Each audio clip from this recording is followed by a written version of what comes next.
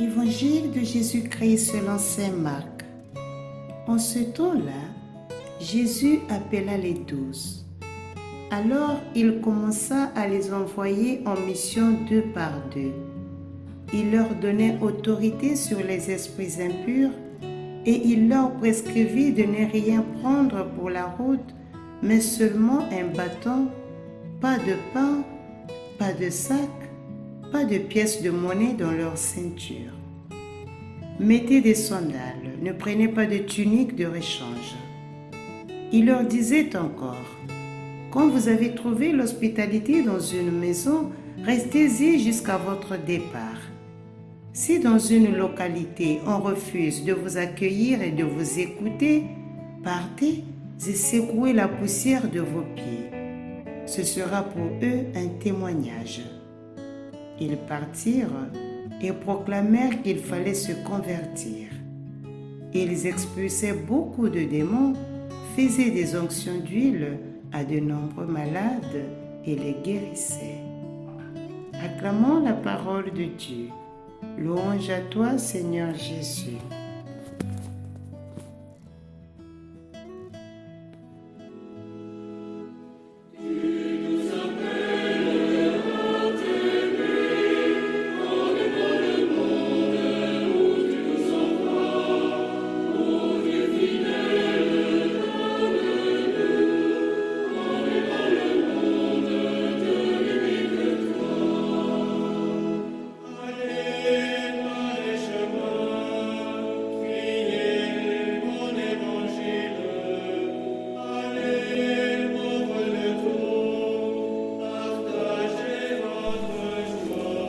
Chers frères et sœurs, à la lumière des textes liturgiques de ce 15e dimanche de l'année liturgique B, j'aimerais vous proposer 3 mots qui constitueront le fil d'Ariane de notre méditation dominicale. 3 mots, à savoir l'appel, la mission et le témoignage. Premièrement, l'appel. Dans l'évangile de ce dimanche, saint Marc commence par nous dire « Jésus appela les 12 ». C'est lui, Jésus, qui prend l'initiative d'appeler les 12. Certainement que les 12 avaient manifesté des dispositions intérieures, voire une disponibilité temporelle pour recevoir aisément l'appel du Seigneur. L'appel du Seigneur présuppose le choix que Dieu fait sur quelqu'un. Un choix qui saisit l'homme. Nous le voyons dans la première lecture de ce dimanche. Dieu choisit Amos pour qu'il soit prophète pour mon peuple, dit le Seigneur. Amos reçoit l'appel du Seigneur et le dit en ces termes. Je n'étais pas un prophète, ni fils d'un prophète. J'étais bouvier et je soignais les sycomores. Mais le Seigneur m'a saisi quand j'étais derrière le troupeau. Amos a été saisi par le Seigneur et il s'est laissé saisir. Son appel passe donc après la saisie de Dieu. En d'autres termes, Dieu s'est emparé de Amos pour faire de lui un prophète qui demain va combattre les injustices sociales, les inégalités sociales. Mais quelles sont les finalités que nous recevons du Seigneur? Quelles sont les finalités de l'appel que nous recevons du Seigneur? Saint Paul, dans la deuxième lecture de ce dimanche, nous en donne trois finalités. D'abord, il nous dit que Dieu nous a choisis dans le Christ avant la fondation du monde pour que nous soyons saints, immaculés devant lui, dans l'amour. Nous comprenons par là que la paix du Seigneur doit nous conduire à la sainteté, à être saints et immaculés, c'est-à-dire sans tache. Or, Dieu seul est saint.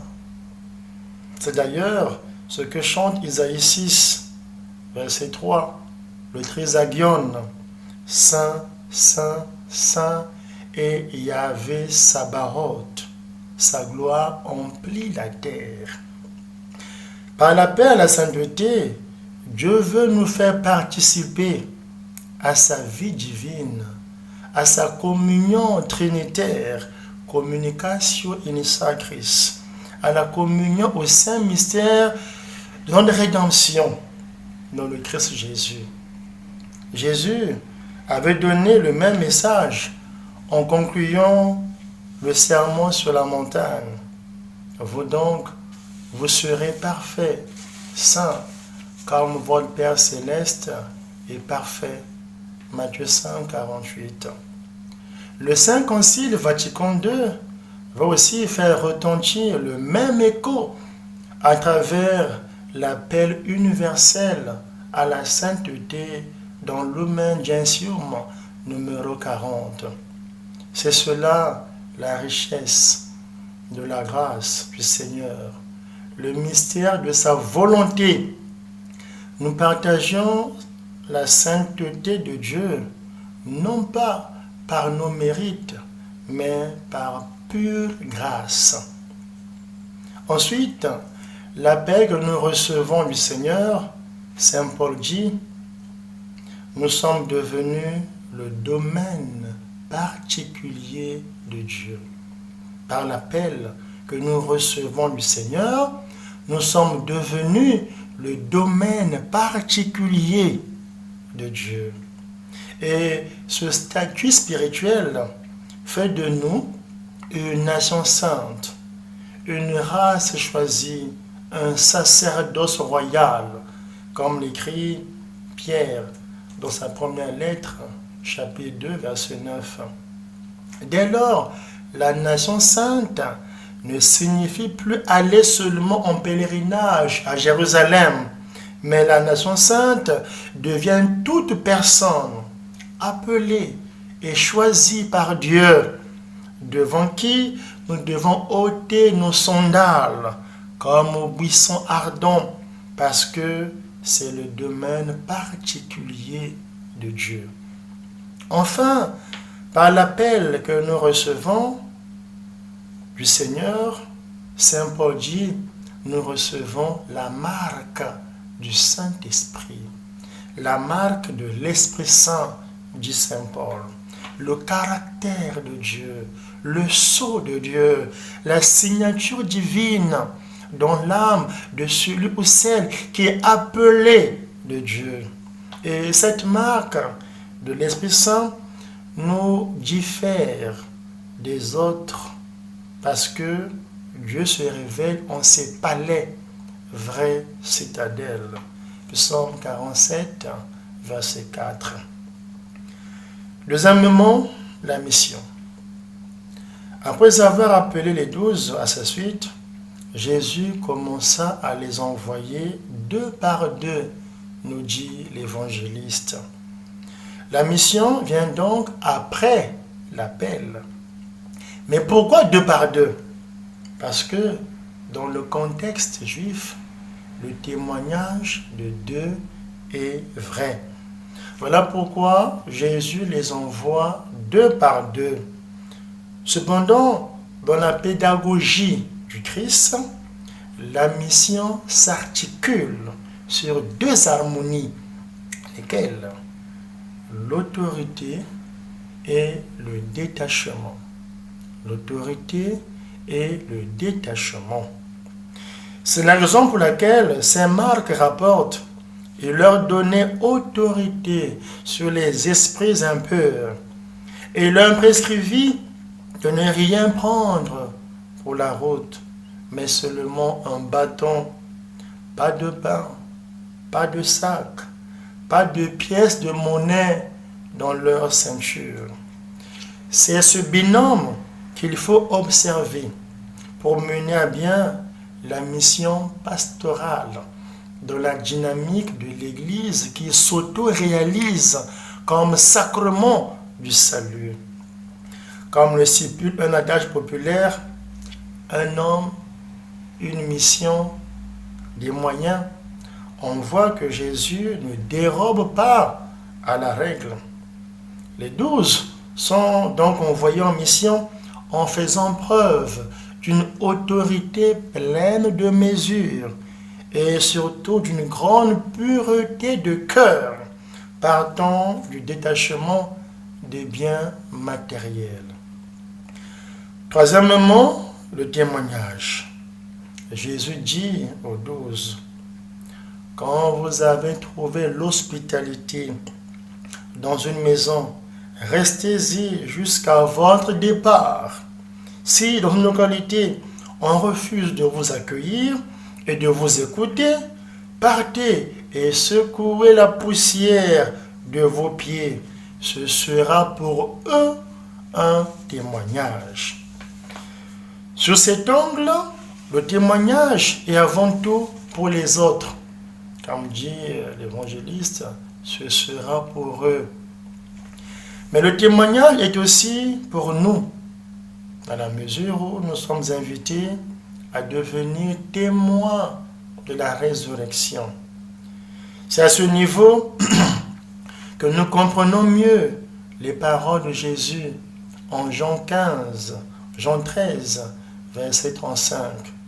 À ceci, tous reconnaîtront que vous êtes mes disciples si vous avez de l'amour les uns pour les autres.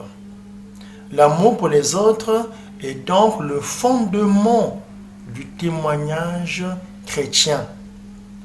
Alors, quelle sera notre prière en ce dimanche? Ce sont les paroles du psalmiste. Fais-nous voir, Seigneur, ton amour et donne-nous ton salut. Oui, que le Seigneur nous fasse voir son amour dans l'appel qu'il nous adresse dans notre vocation et qu'il nous donne son salut dans l'accomplissement des tâches, des charges de notre mission qui découlera sur un témoignage cohérent partant de sa seule grâce qui nous suffit. Amen.